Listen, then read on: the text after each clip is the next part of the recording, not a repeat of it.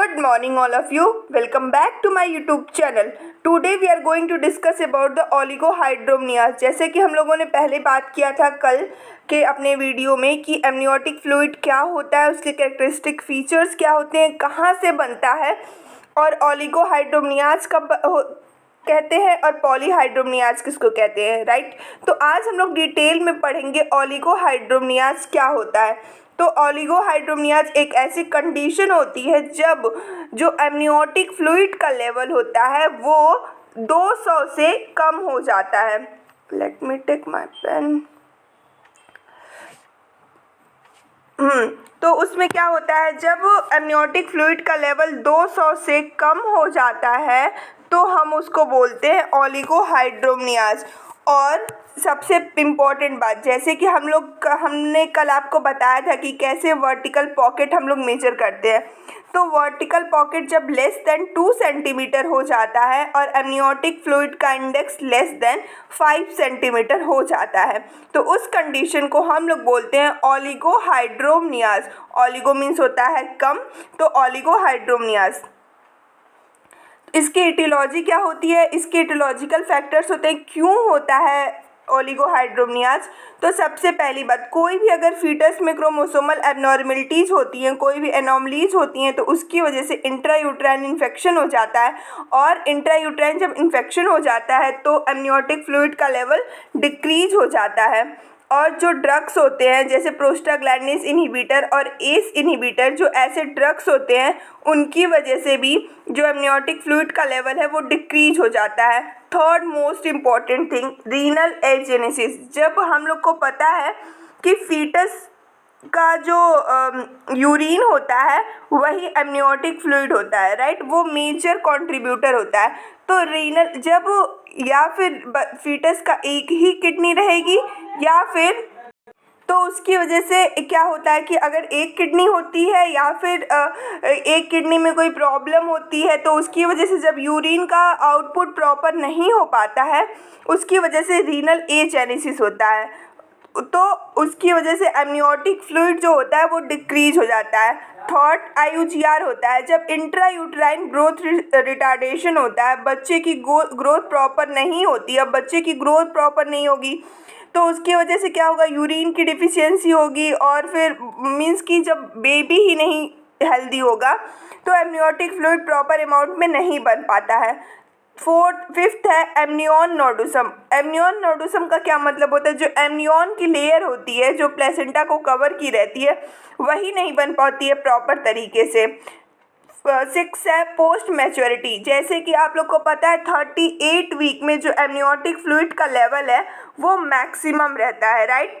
उसके बाद से 38 वीक के बाद से ये एमनियोटिक फ्लूइड का लेवल डिक्रीज होने लगता है।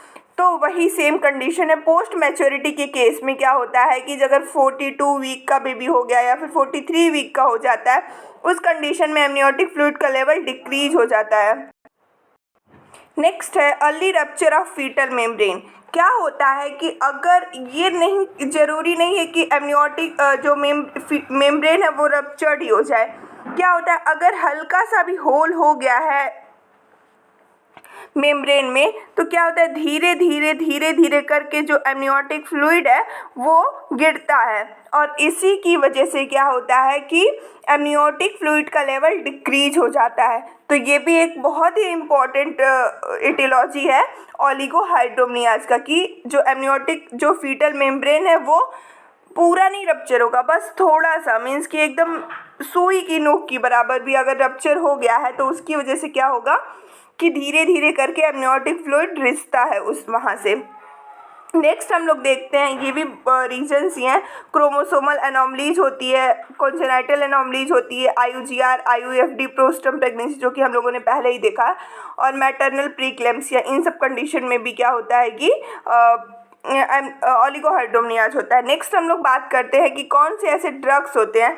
तो ड्रग्स के केस में अगर हम लोग देखें तो अगर मदर ने प्रोस्टाग्लैंडिन सिंथेटेज इनहिबिटर लिया है या फिर एस इनहिबिटर लिया है और प्लेसेंटल या फिर क्रोनिक एब्रप्शन है, सीवियस है, तो उस कंडीशन में भी ओलिगोहाइड्रोमनियाज हम लोग को देखने को मिलता है।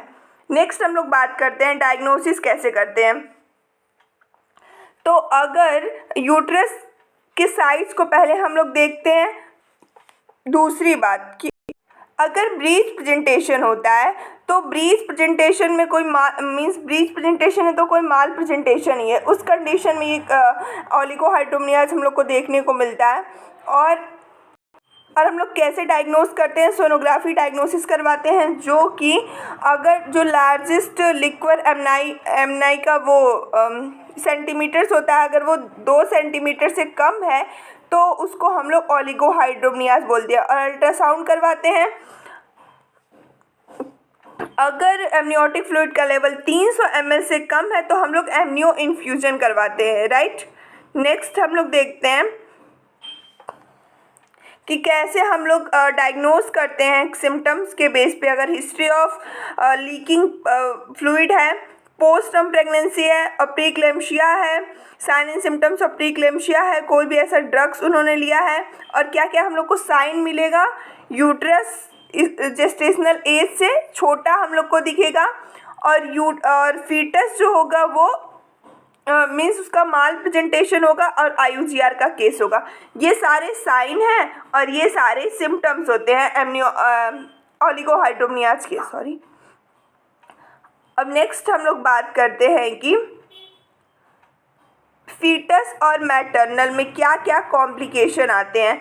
तो ये सारे कॉम्प्लिकेशन है फीटस के। फीटस में क्या हो सकता है एबॉर्शन हो जाए, बच्चे की डेथ हो जाए, फीटल पल्मोनरी हाइपोप्लेसिया हो सकता है, कॉर्ड कंप्रेशन हो सकता है, हाई फीटल मोर्टेलिटी होती है, और पॉटर सिंड्रोम हो सकता है, माल प्रेजेंटेशन हो सकता है, फीटल डिस्ट्रेस हो सकता है।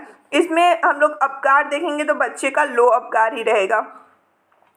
मैटरनल में क्या कॉम्प्लिकेशन आ सकता है कि प्रोलॉन्ग लेबर हो सकता है, और माल प्रेजेंटेशन की वजह से ऑपरेशन होने की चांसेस ज़्यादा हो जाते हैं, और मैटरनल मॉर्बिडिटी हो सकती है। नेक्स्ट हम लोग मैनेजमेंट कैसे करेंगे।